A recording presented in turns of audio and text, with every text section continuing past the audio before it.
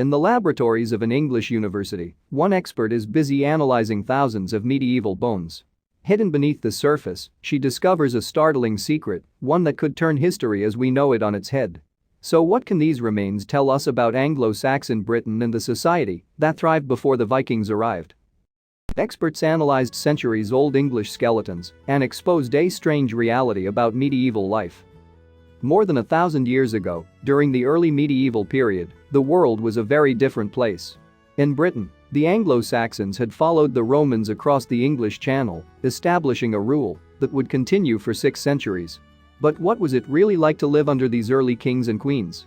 Today, our image of medieval England is populated by starving peasants and a gluttonous, lazy elite, a society grossly divided between the rich and the poor. But just how accurate is this modern perception? Thanks to the work of Sam Leggett, a bioarchaeologist at the University of Edinburgh, the truth is slowly being revealed. In April 2022, a pair of studies appeared in the Cambridge University journal Anglo-Saxon England. And in them, Leggett and her co-worker Tom Lambert challenged a number of popular perspectives on early medieval life. Now, experts are viewing the world once inhabited by kings such as Egbert and Canute in an entirely different light. The early medieval era, sometimes referred to as the Anglo-Saxon period, began in Britain in the 5th century when Germanic tribes migrated west from northern Europe. Displacing the indigenous Celtic people, they raised their own villages and towns, eventually splitting the country into 7 kingdoms. From Northumbria in the far north to Wessex in the south, these communities thrived for hundreds of years. Eventually, these early kingdoms were dismantled, paving the way for the unified England that we see today. And when William the Conqueror emerged victorious at the Battle of Hastings in 1066, the Anglo-Saxons finally fell from power. But that wasn't the end of the medieval era, which would continue for another 400 years. Later, medieval England would come to be characterized by political intrigue and dramatic, often murderous, struggles for power. From the assassination of Thomas Becket, Archbishop of Canterbury turned enemy of the king, to the Wars of the Roses, it was a bloody and brutal time. Hundreds of years later, though, this period of history continues to enthrall. So what is it about England in the Middle Ages that really gets underneath our skin? Is it the stories of brave warriors and damsels in distress, depicted in popular movies such as A Knight's Tale? Or the sagas of doomed monarchs such as Richard III, the last Plantagenet king, whose defeat heralded the end of the medieval era? In countless movies and television shows across the decades, medieval England has been depicted as a place of dramatic extremes. On one end of the social spectrum, we are told, were the high society nobles and royals who waged war on their neighbors, hosted elaborate tournaments, and dined at magnificent feasts. These medieval elites, though, were only able to live such indulgent lifestyles on the backs of the country's poor. And as they dined on rich meat and plentiful ale, most believe, thousands of peasants were struggling to survive in the slums and villages of rural England. But is this really how people in the Middle Ages lived? Recently, evidence has emerged that paints an entirely different picture of life in medieval England. And it's not the only time that popular perceptions have been proven wrong. Take, for example, the common claim that people in the Middle Ages believed the earth was flat instead of shaped like a globe. It's a story that is often repeated, even in modern times, usually to highlight just how ignorant the people of the past could be. But experts believe that the concept of medieval flat earthers is actually a modern fallacy, popularized by 19th century thinkers keen to prove how much the world of science had evolved. In reality, historians believe the earth was accepted as round as early as the 3rd century BC. And aside from the opinions of the odd modern-day crackpot, this theory has remained dominant ever since. The medieval masses, then, were smarter than they're often given credit for. So what are the other questionable practices and traditions typically associated with this period in time? Another common belief is that medieval communities practiced primi noctis, the right of a lord to bed any bride on her wedding night. But again, historians can only find reference to this supposed tradition in later texts. And most of them doubt it was ever a legal obligation in England in the Middle Ages.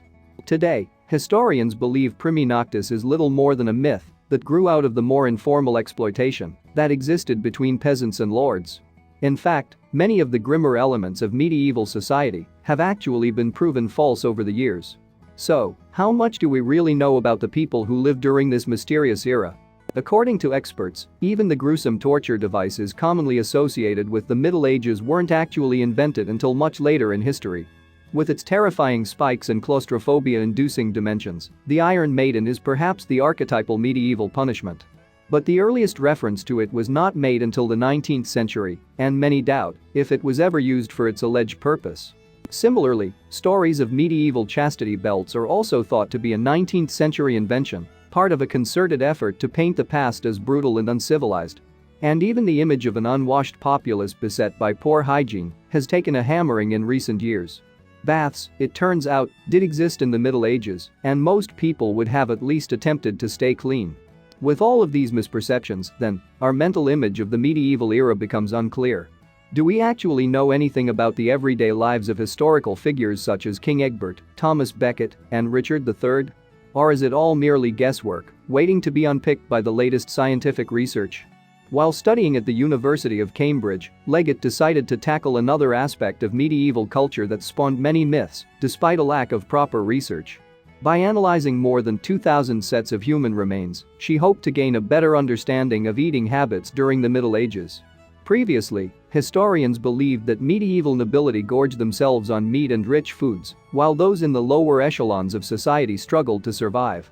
In fact, the practice known as feirm was thought to have ensured this, compelling the peasantry to fill their lords' larders with food in lieu of monetary rent.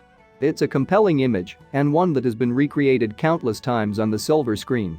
As lords, ladies, and knights gather round a table groaning under the weight of meat platters and jugs of wine, serving maids in bare feet look enviously on. But did such feasts really occur in medieval England? Or are they, like so much else, merely a modern invention? At first glance, historical texts seem to support claims of meat-heavy feasts enjoyed by members of medieval high society. Take, for example, the text studied by historians such as Lambert, which document the dishes served up to the elite during the Middle Ages. According to these, it seems, the menus were a carnivore's dream.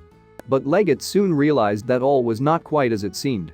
As part of her PhD research, she studied the chemical signatures embedded in a collection of human remains dating from between the 5th and 11th centuries. And the results painted a clear picture of the sorts of diets enjoyed during the Middle Ages.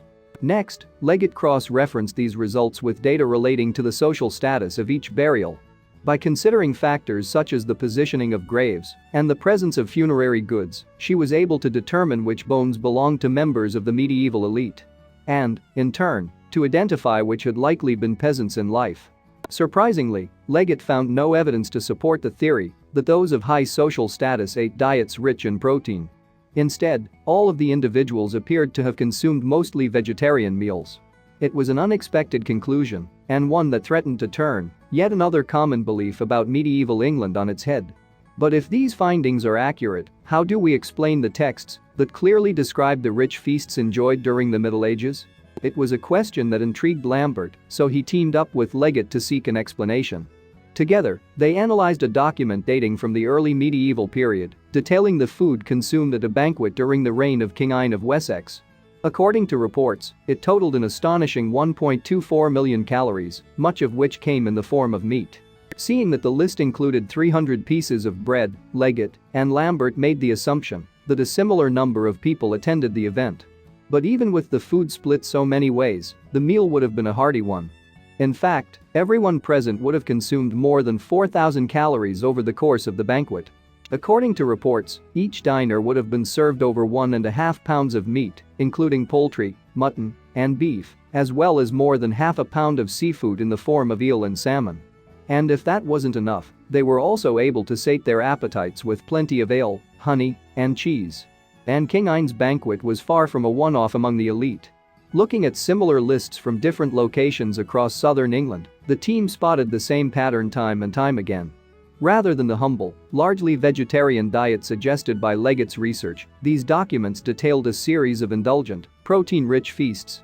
In a University of Cambridge statement released in April 2022, the menus are described as modest amounts of bread, a huge amount of meat, a decent but not excessive quantity of ale, and no mention of vegetables, although some were probably served. So what exactly was going on? Was Leggett's research wrong, or was there another explanation? According to Lambert, these banquets, while rich, would have been far from a regular occurrence.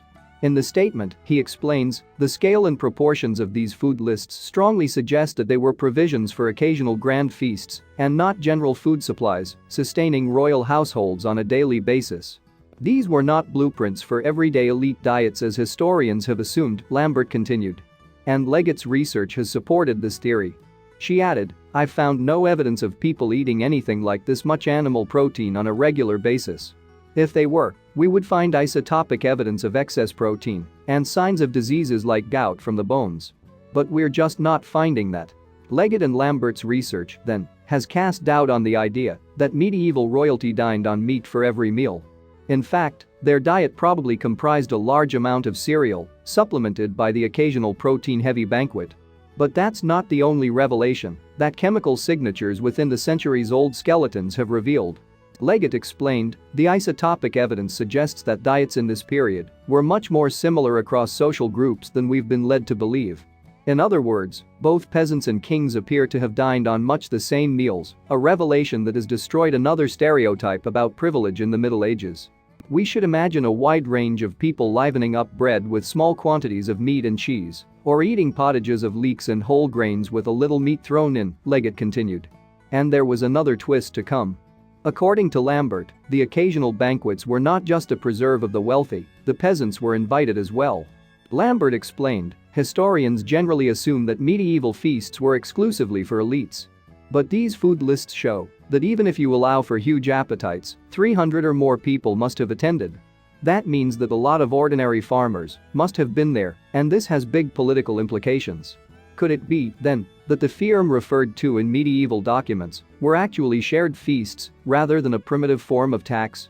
If this is the case, then the dynamics of medieval England might have been very different indeed.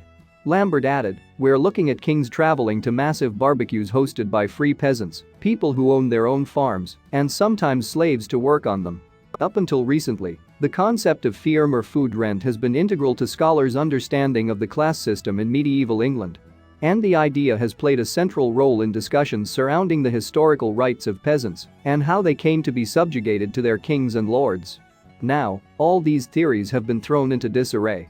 After all, if both peasants and lords shared a similar diet during the early medieval period and feasts were a communal affair, then when did this dynamic shift?